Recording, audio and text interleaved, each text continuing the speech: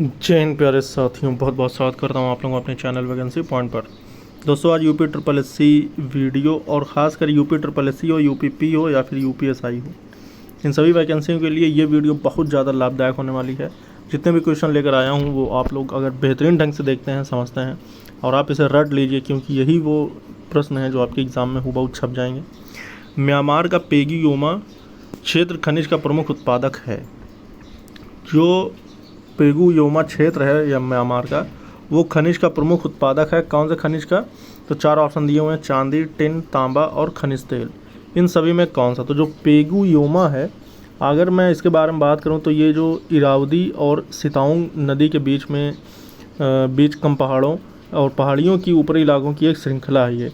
और यहाँ पर जो है ये जो है एक प्रकार से अगर आप समझें तो ये खनिज तेल जो होता है, इसका समृद्ध संसाधन यहाँ पर उपलब्ध है। तो इसका डी ऑप्शन बिल्कुल सही हो जाएगा। अगर बात करें तो यहाँ पर जो खनिज संसाधन में समृद्ध है वो कौन कौन सी चीज़ें हैं? तो क्रोमियम है, निकिल है, पीजीएम है, तांबा है, सोना है, सीसा, जस्ता, चांदी, टिन, ये सभी के सभी इसके अलावा हैं। ठीक है, जो प्रमुख उत्पादक है वो खनिज तेल है। निम्नलिखित में से कौन सा वृक्ष पर्यावरण के लिए खतरा है? चार ऑप्शन है: केला, यूकेलिप्टिस, बबूल और नीम। जो पर्यावरण के लिए खतरा है वो कौन सा है? तो 101 का जो सही ऑप्शन होगा, देखिए, कभी जो दलदली ज़मीन को सूखी धरा में बदलने के लिए अंग्रेज़ों के ज़माने में भारत में एक पेड़ लाया गया था। वो बहुत ज़्यादा पानी को ऑब्जर्व करता था। आज पर्यावरण के लिए मुसीबतों का सबब बनता जा रहा है। तो आपको बता दें कि ये जो पेड़ है ये यूकेलिप्टिस है। ठीक है, क्योंकि ये पानी बहुत ज़्यादा मात्रा में खींच लेता है, तो इसलिए इससे जो है जलस्तर जो है वो बहुत नीचे चला जा रहा है। तो इसका सही ऑप्शन बी हो जाएगा, जो कि पर्यावरण के लिए खतरा है। ये क्वेश्चन आप लोग बहुत ध्यान से देखें और समझें। दोस्तों, वीडियो को बहुत सारे मित्रों के पास शेयर कर दीजिएगा जो भी कोई भी वैकेंसी की तैयारी कर रहे हो। खासकर अगर आप वीडियो की तैयारी कर रहे हैं तो उन सभी मित्रों के साथ आप ये ज़रूर शेयर कर दीजिएगा और वीडियो को लाइक ज़रूर कर देना। किस संविधान संशोधन के द्वारा दिल्ली का राष्ट्रीय राजधानी क्षेत्र बनाया गया? तो दिल्ली को जो राष्ट्रीय राजधानी क्षेत्र बनाया गया था वो किस संशोधन में बनाया गया था? तो आपको बता दें कि एक संशोधन हुआ था 1991 में। ठीक, संविधान संशोधन 1991, जिसमें विधानसभा का गठन किया गया। दिल्ली में विधानसभा का गठन किया गया था और इस विधेयक में दिल्ली को देश की राजधानी होने के नाते केंद्र शासित प्रदेशों में विशेष दर्जा दिया गया। और आपको बता दें कि इस केंद्र शासित प्रदेश को 1 फरवरी 1992 से नया नाम राष्ट्रीय राजधानी क्षेत्र दिल्ली दिया गया था। ठीक, और वो जो संशोधन था वो था आपका 69वां संविधान संशोधन के तहत 1991 में ये चीज़ें हुई थी। लेकिन 1 फरवरी 1992 से राष्ट्रीय राजधानी क्षेत्र दिल्ली इसका नाम दे दिया गया। जलियांवाला बाग हत्याकांड के विरोध में किसने ब्रिटिश सरकार को नाइटहुड की उपाधि लौटा दी थी? दोस्तों, बहुत इंपॉर्टेंट क्वेश्चंस हैं, आपको आसान लग रहे होंगे, लेकिन इससे मिलते जुलते प्रश्न भी आपसे पूछे जा सकते हैं। तो इसका जो सही ऑप्शन होगा, सभी जानते हैं, रविन्द्रनाथ टैगोर थे। अगर देखें तो भारतीय साहित्य के एकमात्र नोबेल पुरस्कार विजेता रविन्द्रनाथ टैगोर ने अंग्रेजी हुकूमत का विरोध करते हुए अपनी सर की उपाधि, जो सर की एक उपाधि होती है, उसको लौटा दी थी। और उन्होंने ये उपाधि विश्व के सबसे बड़े नरसंहारों में से एक जलियांवाला हत्याकांड, जो कि 1919 में हुआ था, आपको पता है, की घोर निंदा करते हुए लौटाई थी। उन्हें साल 1915 में ब्रिटिश प्रशासन की ओर से नाइटहुड की उपाधि दी गई थी। इस दौरान जिस शख्स के पास नाइटहुड की उपाधि होती थी उसके नाम के साथ सर लगाया जाता था। नाइटहुड की जो उपाधि होती थी उसके साथ, जैसे रविन्द्रनाथ टैगोर, तो इनके नाम के बाद सर लगाया जाएगा, रविन्द्रनाथ टैगोर सर। ठीक है, आगे बढ़ेंगे और देखेंगे अगला क्वेश्चन बहुत इंपॉर्टेंट है। उत्तर प्रदेश के वित्तीय वर्ष 2020-21 के बजट के संबंध में निम्नलिखित में से कौन से कथन सत्य या असत्य हैं? दोस्तों, आपको बता दें कि ये बजट का क्वेश्चन है, जो कि पुराना क्वेश्चन है, मगर अगर हम इसको देखें कि बजट संबंधी आपको प्रश्न देखने को ज़रूर मिलेगा, इसलिए आप लोग बजट ज़रूर पढ़ लेना। ये क्वेश्चन इसमें रखने का यही मोटिव था, ताकि मैं आपको बता सकूं टॉपिक बजट का आपको क्वेश्चन देखने को मिलेगा ही मिलेगा, इसलिए आपको बजट पढ़ के जाना है। भारत में सर्वाधिक ज्वारीय शक्ति उत्पादक तटीय क्षेत्र निम्नलिखित में से कौन सा है? जो सर्वाधिक ज्वारीय शक्ति उत्पादक तटीय क्षेत्र है वो कौन सा है? तो भारत की अगर बात करें तो ऑप्शन नंबर इसका देखिए, 4 तट के नाम दिए हैं: केरल तट, मन्नार तट, खंभात तट या फिर उत्तरी सरकार तट। तो इसका जो सही ऑप्शन होगा ये हो जाएगा ऑप्शन नंबर सी, खंभात तट है, जो गल्फ ऑफ खंभात को खंभात की खाड़ी के नाम से जाना जाता है। और ये भारत के अरब सागर तट पर एक खाड़ी है, जो मुंबई शहर के उत्तर में गुजरात राज्य की सीमा पर है। और खंबात की खाड़ी लगभग जो है 200 किलोमीटर लंबी है, बहुत लंबी है ये तट है। और अगर बात करें तो दिशाओं के हवाले से इसमें चीज़ें दी गई हैं, लेकिन इसमें जो सही आंसर होने वाला है ज्वारीय शक्ति उत्पादक तटीय क्षेत्र जो होगा वो खंबात तट होगा। ठीक है। सिंधु घाटी की सभ्यता के किस पुरास्थल से नाव के चित्र या मॉडल प्राप्त हुए हैं? तो सिंधु घाटी की सभ्यता के किस पुरास्थल से नाव के चित्र और मॉडल प्राप्त हुए हैं? तो 106 का जो सही ऑप्शन होगा ये हो जाएगा मोहनजोदड़ो तथा लोथल। ठीक। तो मेसोपोटामिया की मोहरों से हड़प्पाई वृषभ और नाव के चित्र मिलते हैं। मेसोपोटामियाई हड़प्पा वासियों की संभवतः मेलुहा वासी कहते थे। कौन? मेसोपोटामियाई हड़प्पा वासियों को संभवतः मेलुहा वासी कहते थे। और मेलुहा शब्द जो है हड़प्पा लोगों के लिए प्रयुक्त होता था। ठीक। मेलुहा जो शब्द है ये भी पूछ सकता है कि मेलुहा शब्द किसके लिए प्रयुक्त होता है, तो वो हड़प्पा के लोगों के लिए होता है। ठीक है। 107 देखेंगे। 107 में क्या कह रहा है कि शिक्षा का अधिकार मौलिक अधिकारों में सम्मिलित किया गया। जो शिक्षा का अधिकार है यानी कि राइट टू एजुकेशन है, इसे मौलिक अधिकार में शामिल किया गया है। तो ये किस संशोधन अधिनियम के तहत किया गया था? तो 107 का जो सही ऑप्शन होगा ये 86वां जो संशोधन था, 86वां 2002 के द्वारा, इसके तहत इसमें शामिल किया गया था। और आपको बता दें कि ये जो शिक्षा का अधिकार है मूल अधिकार में 21 के क में जोड़ा गया है, जिसमें ये कहा गया है कि राज्य को ये कर्तव्य दिया गया है कि वो 6 से 14 वर्ष की आयु के सभी बच्चों को निःशुल्क और अनिवार्य शिक्षा प्रदान करेगा। ठीक है। आगे बढ़ेंगे। इसमें देखेंगे इसमें क्या कह रहा है। इसमें कह रहा है कि खान मंत्रालय की वार्षिक रिपोर्ट, ये भी आपका रिपोर्ट संबंधी क्वेश्चन आपको देखने को मिलेगा। बाकी ये पुराना क्वेश्चन है, तो इसलिए आप ऐसी चीज़ें भी थोड़ा ध्यान दे लेंगे जिसमें जो रिपोर्टें जारी की जाती हैं उसके तहत। ये तो अलग टॉपिक पे है, बाकी आपको सारी रिपोर्ट पढ़नी होगी। प्रकाश रासायनिक धुंध में सदैव होता है। जो प्रकाश होता है वो रासायनिक धुंध में क्या होता है? तो 109 का जो सही ऑप्शन होगा ये हो जाएगा आपका 109। प्रकाश रासायनिक धुंध में सदैव होता है। तो स्मॉग जो होता है, दो शब्दों, देखिए इसका जो सही ऑप्शन होगा ये हो जाएगा आपका ओजोन। ठीक है। और ओजोन कैसे होगा ये मैं आपको बता दे रहा हूँ। ठीक। देखिए जो हाँ देखिए इसमें अगर हम बात करते हैं कि ये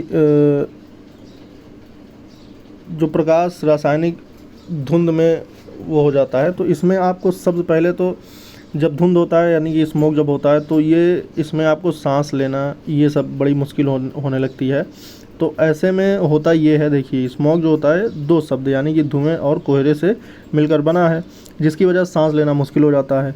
ये एक पीला या काला कोहरा होता है जो वायु प्रदूषण के एक मिश्रण से बना होता है, जिसमें मुख्य रूप से नाइट्रोजन ऑक्साइड, सल्फर डाइऑक्साइड आदि गैसें होती हैं जो कि सूर्य के प्रकाश के साथ गठबंधन कर ओजोन का निर्माण करती हैं। ठीक है।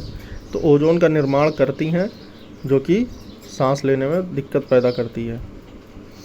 मूल्यवान आईटी ब्रांड के संदर्भ में निम्नलिखित में से कौन से कथन सत्य हैं या फिर असत्य हैं? तो एक्सेंचर वैश्विक स्तर पर 2022 में सर्वाधिक मूल्यवान आईटी ब्रांड है, या फिर टीसीएस वैश्विक आईटी सेवा ब्रांडों में 2022 में नंबर 2 पायदान पर है। तो 110वां का अगर हम बात करते हैं तो ऑप्शन नंबर बी बिल्कुल दोनों ही सही हो जाएंगे। दोनों चीज़ें बिल्कुल सही लिखी गई हैं। ये करंट के आपके क्वेश्चन है 2022 के। ठीक है। 111वां देखेंगे। 111 में कह रहा है कि सुमेलित नहीं है। निम्नलिखित में से कौन सा एक सही सुमेलित नहीं है? 7वीं देखिए लोकसभा लिखा है, चुनाव वर्ष लिखा है। जो 7वीं लोकसभा का चुनाव था क्या 1982 में हुआ था? 11वीं का 1996 में, 9वीं का 1989, 13वीं का 1999। तो इसका जो सही ऑप्शन होने वाला है ये जो सुमेलित नहीं है 7वीं वो है 1982। ये 1982 में नहीं हुआ था, बल्कि आपको बता दें कि जो 7वीं लोकसभा का चुनाव था वो भारत में 3 और 6 जनवरी को 1980 को इसके आम चुनाव हुए थे। ठीक। 1982 नहीं, 1980 को। और इंदिरा गांधी ने 14 जनवरी 1980 को प्रधानमंत्री वो बनी थी। और आपको बता दें कि जब कांग्रेस और गठबंधन ने 373 सीटें जीती थी। ठीक है। टोटल 1980 में 373 सीटें जीतकर इन्होंने गठबंधन की सरकार बनी थी। अब उसके बाद संयुक्त राष्ट्र संघ के पर्यावरण कार्यक्रम द्वारा जारी वार्षिक फ्रंटियर रिपोर्ट 2022 के अनुसार दुनिया का दूसरा सर्वाधिक ध्वनि प्रदूषण युक्त भारत का कौन सा शहर है? ये आपका करंट का क्वेश्चन 2022 का क्वेश्चन है। 112 में अगर देखें तो ऑप्शन नंबर बी मुरादाबाद सही हो जाएगा। मुरादाबाद अभी आपको पता है कि ये करंट का क्वेश्चन है, इसलिए ये तो बहुत फेमस क्वेश्चन बन गया था। निम्नलिखित कथनों में से सही और गलत देखो कौन सा होगा। भारत विश्व का छठा सबसे बड़ा प्रदेश है। ठीक। संसार का लगभग इतना % क्षेत्र भारत के अंतर्गत आता है। कर्क रेखा देश के बीच से गुजरती है और अक्षांशीय विस्तार के 2 बराबर भागों में बांटती है। भारत पूरी तरह से उष्ण कटिबंधीय क्षेत्रों में स्थित है। तो इन चारों में से जो सही ऑप्शन होने वाला है, ये मैं आपको बता दूं कि इसका जो सही ऑप्शन होगा 2 और 3 बिल्कुल सही होगा। ठीक है। संसार का लगभग 2.4% क्षेत्र भारत के अंतर्गत आता है और कर्क रेखा जो है देश के बीच से गुजरती है, जो अक्षांशीय विस्तार के 2 बराबर भागों में बांटती है। ठीक। आपको बता दें कि क्षेत्रफल की दृष्टि से अगर देखा जाए तो भारत जो है 7वां सबसे बड़ा देश होगा। ठीक, क्षेत्रफल की दृष्टि से। और पहले नंबर पे कौन सा होगा? रूस होगा, फिर कनाडा होगा, फिर अमेरिका, फिर चीन, फिर ब्राज़ील और ऑस्ट्रेलिया के बाद 7वां सबसे बड़ा देश जो है वो भारत है। ठीक। अगर बात करें तो भारत का जो कुल क्षेत्रफल है वो 32,87,263 वर्ग किलोमीटर जो है वो क्षेत्रफल है, वर्ग किलोमीटर। तो ये रहा। तो आगे बढ़ेंगे और देखेंगे अगला क्वेश्चन। अगला क्वेश्चन में क्या कह रहा है? डेंगू बुखार निम्नलिखित में से किस मच्छर के काटने से होता है? तो ये तो बड़ा ही फेमस एडीज मच्छर होते हैं जो इससे ही होता है। मलेरिया की तरह डेंगू बुखार भी मच्छरों को काटने से ही फैलता है और इन मच्छरों को एडीज मच्छर कहते हैं। भारत में ये रोग जो है बरसात के मौसम में या उसके तुरंत बाद महीनों अर्थात जुलाई या अक्टूबर में सबसे अधिक होता है। कब? डेंगू बुखार। यहाँ पर देखेंगे सुमेलित करना है सूचियों को, देवता और उनकी पहचान। तो कौन से देवता किस पहचान को प्रदर्शित करते हैं ये देखना है। तो 115 क्वेश्चन का जो सही ऑप्शन हो जाएगा, शिव जो है वो त्रिशूल, आप सभी जानते हैं। ठीक। विष्णु जो है वो चक्र से चक्रधारी हैं और गणेश जी जो हैं वो रस्सी या फंदा से हैं और सरस्वती जो है वो वीणा से हैं। तो इसका सही ऑप्शन हो जाएगा ऑप्शन नंबर ए। ठीक है। आगे बढ़ेंगे। निर्धनता को एक सामाजिक समस्या माना गया है, जो कि लंदन में निर्धनता पर किए गए एक शोध सर्वेक्षण का परिणाम है। इस शोध के शोधार्थी कौन थे? निर्धनता को एक सामाजिक समस्या माना गया। 116 का जो सही ऑप्शन होगा ये हो जाएगा चार्ल्स बूथ। ठीक है। 116 में जो सही ऑप्शन आपको बताया गया वो चार्ल्स बूथ है। चार्ल्स बूथ ने ही गरीबी को एक ऐसी समस्या माना है जो हमारे पूरे जीवन को प्रभावित करने का काम करती है। तो इसके लिए आपको बेहतर तैयारी करके सरकारी नौकरी हासिल करना होगा ताकि आप थोड़ा सा बेहतर अपने आप को बना पाएँ। दुधवा राष्ट्रीय उद्यान उत्तर प्रदेश के निम्नलिखित में से किस जनपद में अवस्थित है? तो 117 का जो सही ऑप्शन होगा ये हो जाएगा आपका लखीमपुर खीरी। ठीक है। ये कुछ जनरल से आसान से क्वेश्चन है जो कि आपको पता ही है, लेकिन फिर भी आपको करना बहुत ज़्यादा ज़रूरी है। शनि ग्रह के वायुमंडल में निम्नलिखित में से कौन सी गैस सबसे अधिक मात्रा में पाई जाती है?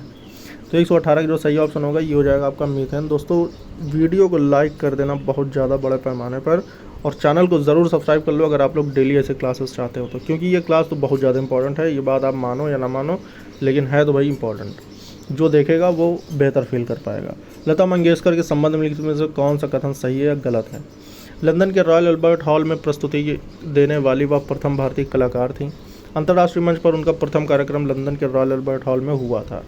दोस्तों आपको बता दें कि ये दोनों ही क्वेश्चन मिलते जुलते हैं, मतलब दोनों ही कथन। तो इसका जो सही ऑप्शन हो जाएगा ये आपका दोनों ही सही हो जाएगा, क्योंकि ये दोनों ही सही है। आज का दोस्तों अंतिम क्वेश्चन देखेंगे। उत्तर प्रदेश दिवस किस तिथि को मनाया जाता है? तो ये आप लोगों को कमेंट करके बताना होगा, क्योंकि अगर आप उत्तर प्रदेश से ही हैं तो ये तो आपको पता ही होना चाहिए कि उत्तर प्रदेश जो है किस दिवस को मनाया जाता है। तो उम्मीद करता हूँ ये आपके 20 क्वेश्चन बहुत ही ज़्यादा आपको फ़ायदेमंद साबित होंगे। तो ऐसे ही क्लासेस के लिए आप लोग चैनल को ज़रूर सब्सक्राइब करें, वीडियो को लाइक और शेयर कर देना। जय हिंद, जय भारत।